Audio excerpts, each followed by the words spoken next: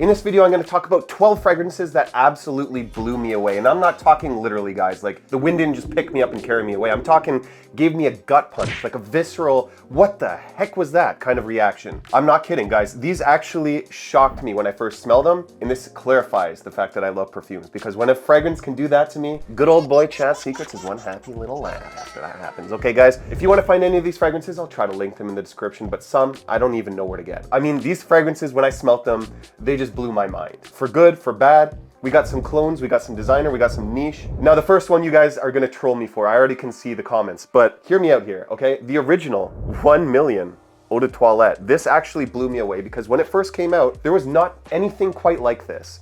And the reason why, this fragrance basically has a blood orange kind of top note to it, but it's being surrounded by leather, rose, and cinnamon. Now, the reason that I thought this was incredibly unique at the time in that this sold insanely well when it first came out, sweet elements with leather and spices, was just not something that was popular with designer houses at the time. It became one of the most popular fragrances in my high school to the point that every man was wearing it. Not a lot of people wear this anymore, but I gotta say, honestly, like there's so much unjust hate for this fragrance online that I don't get it. I honestly always thought this was a good fragrance, but it's one of those fragrances just like Dior Sauvage that people love to hate on. People just love to do that. But now we're talking something that is the opposite of mass appeal. This is incredibly artistic niche, okay? This is Zoologist's King Cobra. This fragrance literally blew me away. And it's not just this fragrance by Zoologist, but a lot of their fragrances blow me away because they do something that no other brand does, where they like paint a picture in your head. Like the picture on the front, they replicate in its environment and smell. It's crazy. Like it's artistic niche, okay? So keep that in mind. Not for everyone. The thing that makes this unique is it starts off kind of green, aromatic, kind of spicy, fresh spicy. As it heads into the mid, this soil note comes in. And it's the most weird thing I've ever smelled because it's like incredibly unique. Like picture a snake slithering through the grass. That's what it smells like. And it's not just one environment. It takes you through a journey. If you're not a fan of cumin though, stay clear because the cumin in this is quite prominent. Now some cumin fragrances, they do smell like body odor, but this balances it quite well. It's literally crazy how they were able to paint this picture and it stung like a cobra. See what I did there? All right. I just noticed some of the fragrances on this list are gonna get me clowned. That's okay, I don't care. Moschino Toy Boy. The reason that this genuinely blew me away is because I never smelt anything in men's perfumery quite like this before. It balances a rose note. At the time, you didn't see rose in any designer fragrance that was the prominent fixture. It would just be a supportive note, but this is based on a center point of rose, but it's also surrounded by this nice juicy pear note in this pink pepper, nutmeg. So basically what that does is it is a juicy rose fragrance with some fresh spices and some warming woods and spices around that as well. Those warming woods and spices add some masculinity to this. That rose and pear note just add this like insanely unique vibe. There's no other designer that you can ever say smells like this. And that's why it gave me a visceral gut punch reaction of what the heck is this? I commend brands when they do something like that. It's not always that you get designer brands stepping outside the norms and trying something unique. Moschino Toy Boy for me is just a fragrance that as a designer truly impressed me and shocked me when I first smelt it. So props to Moschino. Oh yeah, and before you say that my shirt's too small, guys, I'm trying my best. I'm losing some weight, okay? I can already see the comments forming. Chad Secrets in his small shirt strikes again, the hat. You guys make me laugh, genuinely. If they're hate comments, I'm still laughing. I can at least laugh at myself. Okay, next we have Gulf Orchid's Exotic Oud. And why do I say that this fragrance blew me away? They were able to replicate the smell of Oud Maracuja, which is an insanely expensive fragrance for like $43 Canadian. So I think the original is around 10 times more than this on discounters, which is insane. This smells insanely expensive, but it's super unique and extremely strong to the point that you will choke someone out when you wear this. I've had a couple of you guys buy this and already thank me because you like this one so much. And honestly, I gotta say, it's just incredibly unique and very polarizing. Okay, so keep that in mind. This is passion fruit, raspberry, leather, oud, and a little bit of this incense wisping through it. The reason I say that this is unique is because you don't usually see fruity oud fragrances and having such beast mode performance. But the fruit in here is balanced where it's like tropical, except you would not want to wear this in the high heat. So it's like, when do you wear this? Well, that's the problem I have with this fragrance. But other than that, the price point, you get insane performance and incredibly unique smell. And this one genuinely blew me away. And by the way, no brands are paying me in this video. Obviously, they never do for my videos, ever. But when I smelt from this brand, the things that I've smelt from this brand, it's incredible, the things that they're able to do. Their oils are literally top notch, and they came out of literally nowhere. Like, they just appeared. It's like, you know, like when you watch one of those futuristic space movies and someone just like appears. It's like, where did you come from? This fragrance for me, you know? This next one was sent to me by an indie brand like almost a year ago. And when I smelt it, I was like, whoa, like it literally, like I had to think about that. I was like, what just hit me? And this is called Udjat King Tut, a small perfumery indie niche brand out of Egypt that focuses on Egyptian mythology. This is basically cotton candy. You get some red berries, you get some red fruits, leather and patchouli, but it honestly smells like it has an oud note to me. Like there's something a little bit oudy in here, like, you know, the sweet kind of oud. It gives that kind of vibe to me. Although there's no listed oud note, whenever I smell something like that, it just kind of hits me, you know?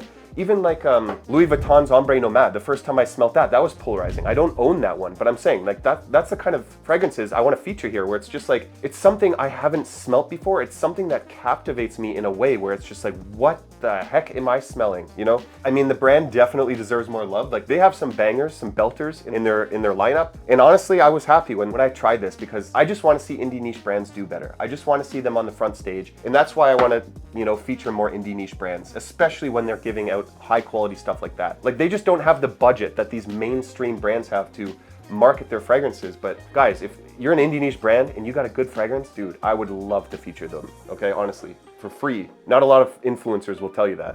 The reason this next one blew me away is because I never knew about direct Middle Eastern kind of clone fragrances before I got this fragrance by accident. I just ordered it because it was popular and you guys asked for a review of it. But this is Club de Nuit Intense Man Limited Edition Parfum. And the reason this blew me away is because I was pretty familiar already with what Creed Aventus was. And when I smelt this, I was like, wait a minute. So for like 60 or 70 bucks, I'm smelling pretty much almost one-to-one as a $500 Canadian fragrance. And this is stronger. Not only is this stronger, the reason I like this one is because it gives the old formulation, the smoky batch Creed Aventus, the one that is, in my opinion, the best one. This is why I like this one. It's a strong performer, and it basically makes it redundant for me to ever own Creed Aventus. I said that literally in the 4th video on my channel. You guys that say I never talked about clones on my fragrance channel until like 2 months ago or whatever that comment I keep seeing, you've not been here long, because I've talked about clones since the beginning of my channel. This one is pineapple, birch, and Broxton musk kind of combo, but you're getting that smoky, woody feel in the base. Incredible quality, and still, to this date, almost 3 years later, my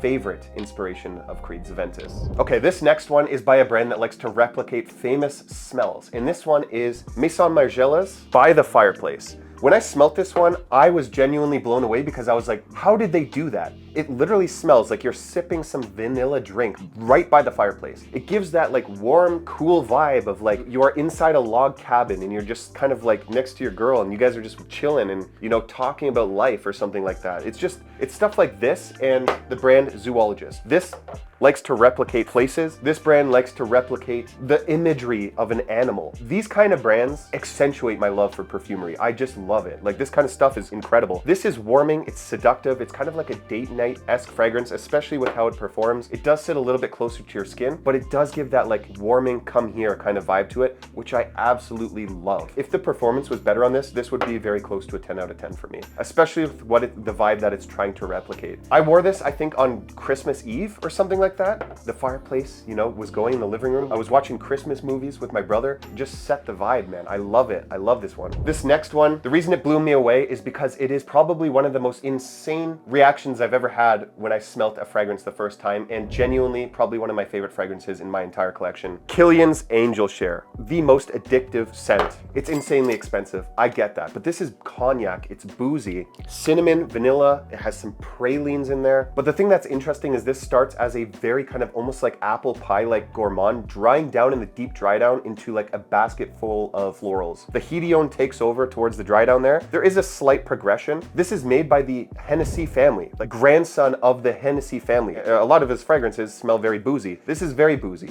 but it's almost like a holiday gourmand dessert type of fragrance. It's so delicious, man. It makes me want to cry. I genuinely want to cry when I smell something this good. It's just, I genuinely wanted to hit my head off this branch. I literally love this stuff. I think it was a 9.75 out of 10 in my full review, and that was insane for me to give. I don't give that high of marks pretty much ever. And it's not for everyone, guys. If you don't like sweet gourmands, don't even think of this. I'll give you my P.O. box, just send it my way. I'll use it eventually. This fragrance is one of the many reasons I changed my tune on cologne fragrances, because right around the time I got this fragrance, I never smelt a almost borderline 99% accurate cologne ever. And it changed my tune on what clones could do. This is French Avenue's Liquid Brun. It is a clone, or an inspiration, of Parfums de Marly Altair, and it genuinely gets so close. I spent the week wearing both of them, comparing them side to side with only some very, very slight differences in performance and scent profile. Insane. Like, French Avenue just kills it, man. Like, this brand and this brand are two of the top tier ones when it comes to actual quality of the scents they produce. This is just amazing. It's incredibly accurate, and that's why it blew my mind. But this is, if you didn't know, a vanilla orange blossom combination with some cinnamon in there. You're also getting Gaiac wood, which gives it this smoky, woody undertone, but you also get some pralines, okay? But this is very gourmand. It's when I smelled this, I was like, what the heck is that? I wanted to toss in a summer fragrance because, as you can see, most of these are pretty dark. Like, there's nothing fresh on me. And the reason for that, simply put, I'm gonna so offend someone when I say this, is fresh fragrances, for the most part, or summertime fragrances, don't really blow me away. Like, they're like, okay, this smells pretty good. But this one blew me away. And it's not just because the bottle looks nice. And by the way, I'm cleaning the bottle. I know it looks a little sus, okay? Just give me a second. This is called Gritti Mango Aoud. Some people actually said it like looks like Dolce & Gabbana with a gold cap, and I can kind of see that from the side, but this is like the facing forward kind of vibe. But this is Oud Mango Guava combination with a little bit of coconut and neroli. So the coconut kind of gives it an almost sunscreen-esque kind of feel, but the mango and guava just give it a fruit basket overload, and the Oud just kind of adds this like fruity sweetness in the base. This is incredibly balanced because it's unique. I love unique stuff, especially when it comes to summertime fragrances. You just don't get much unique stuff. Like, this is luxury in a tropical vacation, and it doesn't get good reviews, and that's what I like. So I can wear it and I know I'm gonna smell unique. Similar to this one here, when I'm talking about designer fragrance brands that literally step outside and try something new and are not afraid to take risks, I want you to guess in the comments below. Who am I gonna glaze? What brand am I gonna glaze? Well, you guys know, I am the Hugo Boss glazer without a paycheck, because they don't even put me onto their PR like every other influencer for some reason, even though I gave all their fragrances like freaking 9s out of 10s recently. Toss your dog a bone, Hugo Boss. Like, come, no, I'm just kidding. You don't have to. I just love your fragrances. Hugo Boss bottled Elixir, baby. This one changed my tune when it came to recent designer fragrances smelling like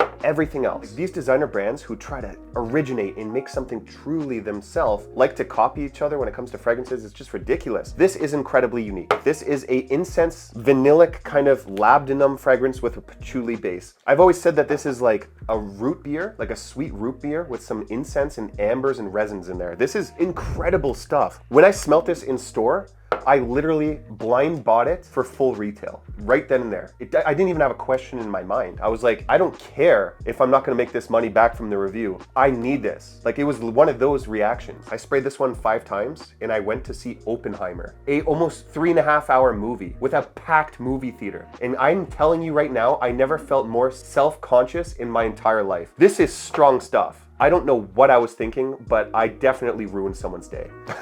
This next one paints a visual imagery in my head of a drunk rock star that literally cannot help himself but get drunk to combat the stage fright that he has and the self-loathe that he has. No, okay, what am I talking about? This is Xerjoff's Toni Iomi Monkey Special. And I'm not kidding. It smells like a combination of rum and beer. So you know they're gonna wake up with an absolute bad splitting hangover to the point that they gotta drink a liter of vodka just to wake up in the morning. It's kind of that kind of fragrance, except there's a beautiful combination. Passion fruit, patchouli, and leather also in here. So picture like a rock star with a leather jacket. I'm gonna have to fan out this room after this. It's a beautifully unique fragrance, but if you do not like boozy fragrances, stay clear from this one. And also, if you wear this one before you drive a car, be warned, drive with the car windows open and make sure that you can prove to the officer that you haven't been drinking that night, because he's gonna ask. I can guarantee you. It's a very realistic boozy note, very unique, very polarizing, not for everyone, but this one gave me a kick to the